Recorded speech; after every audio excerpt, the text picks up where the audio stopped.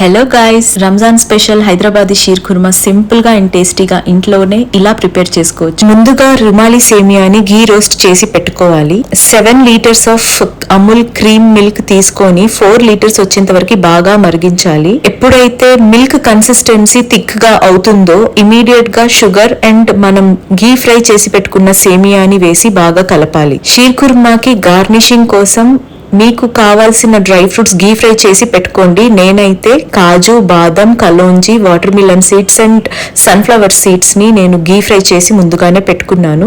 నేనైతే milk made కానీ కోవా కానీ ఏమి యూజ్ చేయలేదండి. ఓన్లీ మిల్క్ బాగా మరిగించాను. సో మరిగించడంలోనే మనకి టేస్ట్ బాగా వస్తుంది.